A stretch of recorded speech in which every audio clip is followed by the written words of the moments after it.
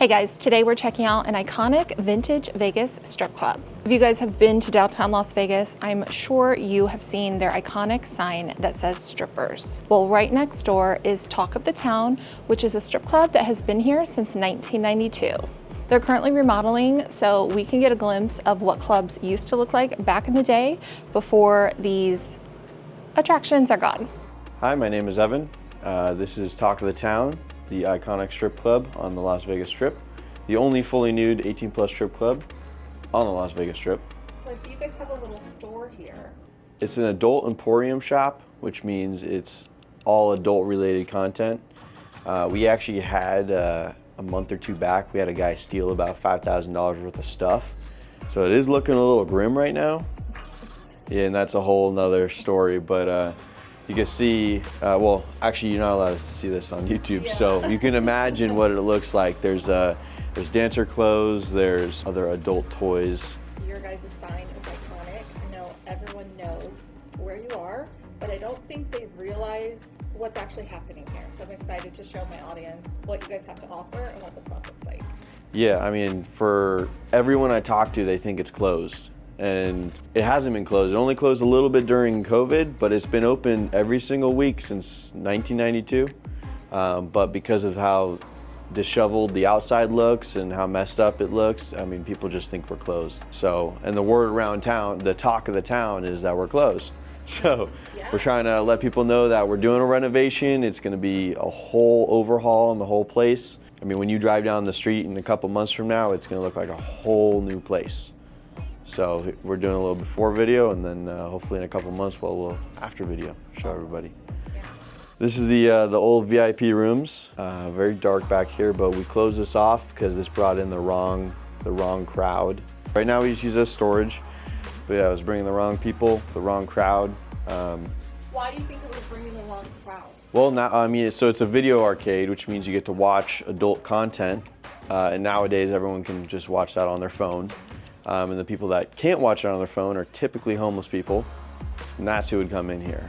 And you can imagine what they would do in there. So this was like the old school like videos that you go in. Do you still have the screens? Yes, we do. Yeah, you can see what it used to look like. So there used to be 5 of them.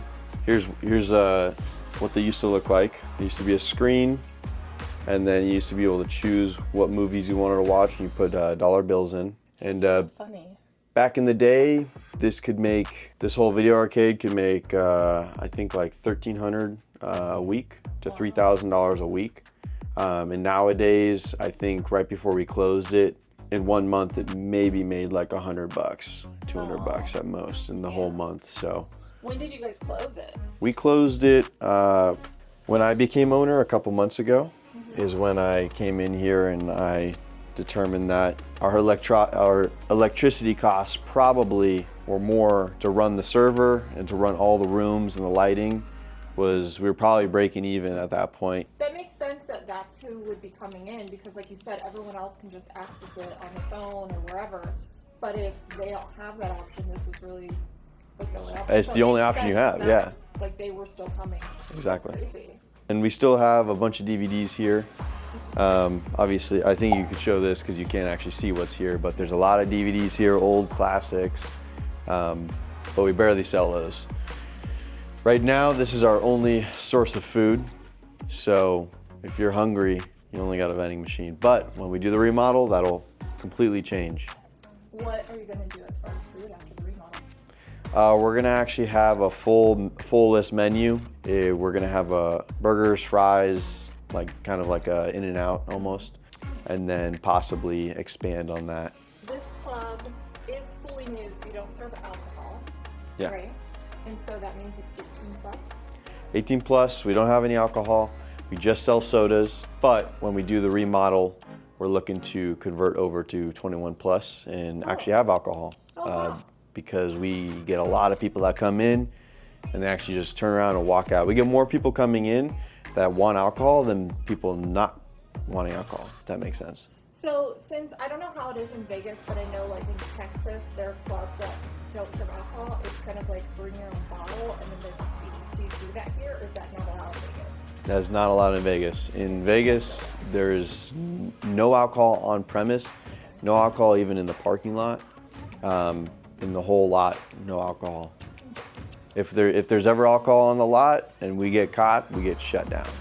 Right behind you is going to be an extension of the club. This used to be retail. Actually, a fun little feature here. This is the bathroom.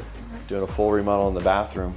But right there, that door actually leads to the alleyway. It's kind of weird that that is in the bathroom. Yeah. I'm not sure who designed that. That's Actually, what a quick exit. Yeah.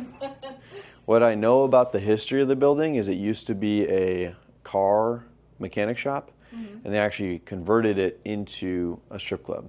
As we make our way over here, this is technically where the strip club starts. So right where we were, that was all zoned as retail. So we can only do retail. We can't have any strippers up there. Oh. Moving this way, this is all zoned as strip club. So we have the VIP rooms here. We got a swivel little VIP couch here, and that is extremely heavy. This one is a little different, so customers can choose. How much does it cost to go into VIP? It varies. It depends on the dancer. Let me plug this one in real quick. So to go into the VIPs, it depends on the dancer and what they charge. So you can expect to pay at minimum for 3 songs, I believe is $100. You can do 1 song for 40, 2 songs for 80, and 3 for 100. And then from there it goes up. But some girls may charge more. So if you're on the floor and you want to get a lap dance, the girls are not fully nude on the floor. Okay. They have to keep their bottoms on, but in the VIP rooms they could be fully nude. Okay. What about, so on stage they're not fully nude either? On stage they can get fully nude. They get fully nude on the 3rd song. So they're on stage for 3 songs. The first song they're clothed, the second song they take the top off, the 3rd song they get fully nude. And then if you want to see them fully nude privately, you go in the VIP rooms for that. If they're on the floor, they can give you a lap dance topless, but not fully nude. Those start at $30 for a lap dance. So it kind of makes sense to pay that extra $10 to get in the VIP room. What's the vibe with like music here? So with music, we typically go with whatever the dancers like. So if whatever dancer is going up, they queue up the 3 songs that they want to listen to. Okay. And then they go up on stage and they dance to those 3 songs. And then they come off and then the next dancer goes up. So the music that is played is what the dancers want to be on pole. What's this red light area? Girls would shower right here. And then customers would sit in here. There used to be a couch in here. They'd sit in here and then they would watch the girls shower. Wow, was that a thing in Vegas clubs? No, just this one. Really? But so the girls, I guess it was used a few times, and sometimes they'd charge like, I think to do one of these, it'd be like $1,000 to watch a girl shower. And apparently it used to be sold back in the day, but not since I took over and I closed it down. I talked to a lot of the girls actually, and I determined that none of them use it. And no, since they've worked here, they haven't seen anyone use it. So I was like, okay, it's a useless room. So now we cleaned it up and we use it as storage. I think that's cool though, that and like the little video rooms, just because it's so different from clubs today. So I think it's cool to see that, like with it still being here, just to like get a glimpse into like vintage Vegas. Yeah, the old style. Yeah, I think it's cool that like. Well, at least we're documenting it. Yeah. Yeah, because I mean, I've never seen anything like that, so. So do you have a bartender? Yes, so we have a bartender, but technically, because there's no alcohol, they're more or less like a waitress, because all they do is they sell you the soda. And we don't sell, like this soda gun, we don't sell this yet. We only sell what's right here. So we sell Red Bulls, we sell all this. Purchase it, we give it to you, and that just all happens right here. The bartender is also the kind of the house mom for the girls. So the bartender makes sure the girls are going up on stage and making sure they're doing the rotations, no fights are breaking out, everyone's taken care of. And then they also are kind of the DJ, because they play the music off of the iPad, and then they cue up the songs with the girls, and then, yeah. Wow, that's a lot. So they're really like Yeah, it's, running things back here. the thing is, we don't, because it's not a bar, we don't sell a lot of drinks. So selling the drinks is like, you want a water? Okay, boom, water, pay, and that's it. And then you get the whole rest of the night to do whatever else, being a house mom and doing the DJ. So it's not that much. It's not like they're mixing drinks or they're, it's really, once you get the hang of it, it's, there's actually a decent amount of downtime. So since this club is 18 plus, would you say you mainly get a younger crowd, or is it a lot of tourists? Like, who do you see the most? I want to say locals. I have to verify that though. And typically the range is between I want to say 30 and 50 is the age range Oh, okay. of who comes here. And it's usually people who have been here or they come here regularly. So do you have, as far as your dancers, do you have dancers who have been here for years, or would you say they're kind of always new dancers? Like, how's your turnover? I'd say we have quite a few. I'd say we have 5 dancers that are here regularly, almost every single day. And our turnover, the other day we had a dancer come in, we hired her, she danced the one night, the next night she started getting into a fight with a girl, and we're like, all right, you're in trouble, so we let her go. Since I came in a couple months ago, we've had the same dancers, and then we've probably added maybe 10. And then the thing is, they come in, and some of them will come in for a couple weeks and then disappear. So when you hire, because I know different clubs hire in a different way, where it's they can just show up when they want, or some clubs have a set schedule. What's your club like? Are they hired for a certain shift, or do they have a schedule, or is it just kind of come in if you want to? We have it set up that you can come in at whenever you want.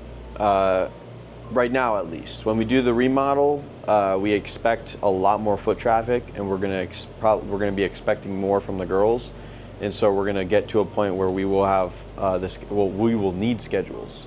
That way, we know how many girls are gonna be in here, and we don't either overload the locker room or underload the locker room. Because what happens is if you one night, let's say some girls come in and they all just jam pack in the locker room, because that's how we are set up right now. You just come in whenever.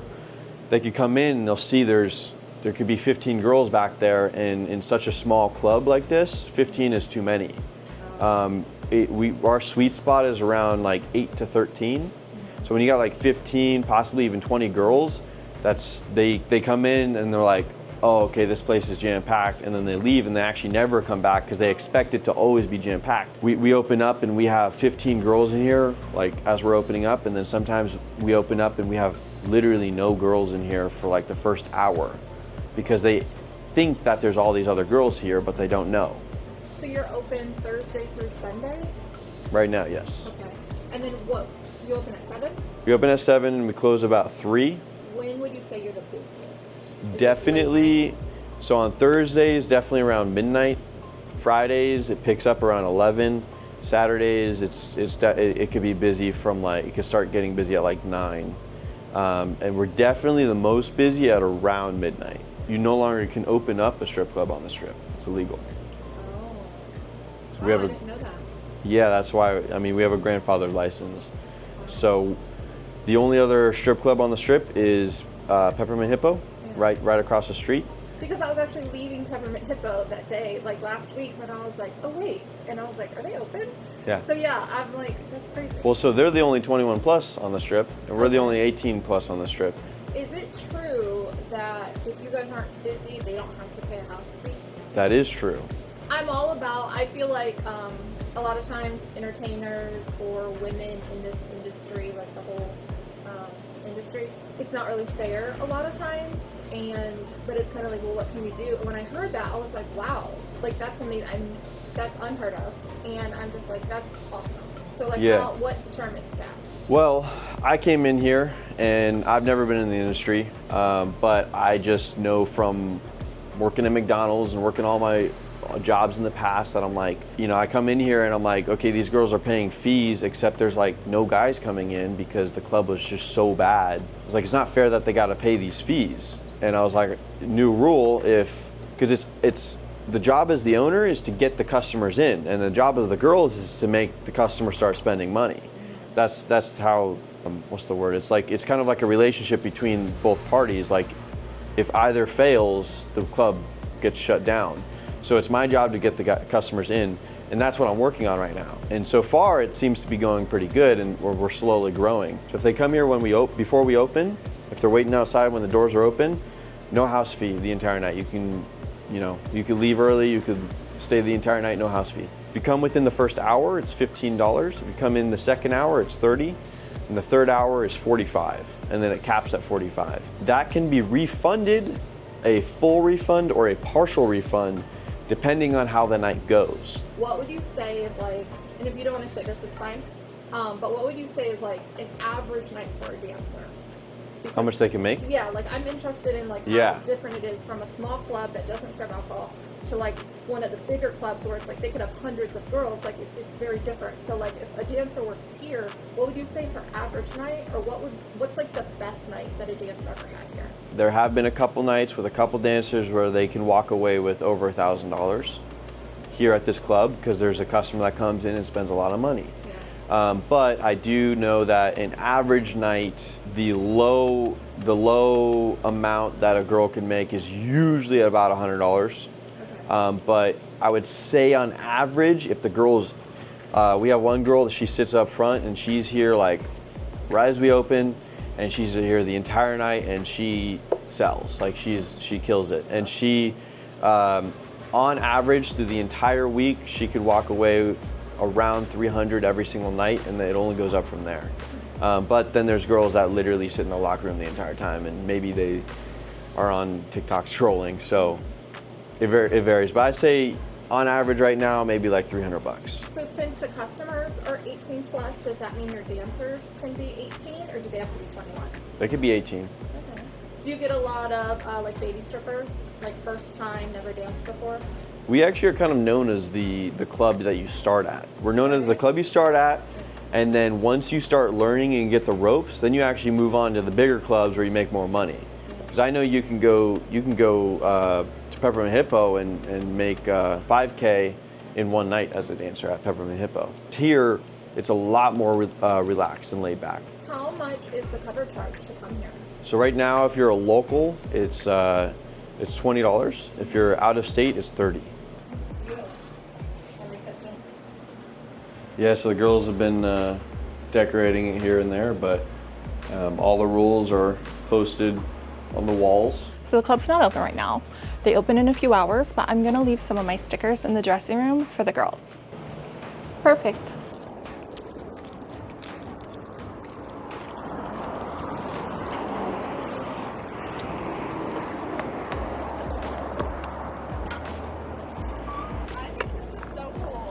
The girls were complaining that it was hurting their hips, so we widened it, and then we added more cushion, so they can't complain now.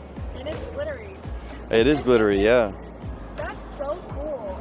I love this. If you drive at night, you'll see them every once in a while. That's so cool. So do they just take turns, or is it just kind of like, hey, do you want to go get on the swing for a little bit? They'll come out and they'll dance a little bit, and then they'll go back inside. So sometimes you'll miss them, sometimes you'll see them. But we're gonna be getting some full-time swing girls out here, actually. It's a very good promoting technique. Yeah, oh, 100%. I hope you guys had fun hanging out today, and I hope you enjoyed this exclusive look at this iconic vintage Vegas strip club. Now that you guys know it's here, comment below, let me know when are you gonna check it out. If you guys are new here, please don't forget to like and subscribe, and I will see you guys next time. Bye guys.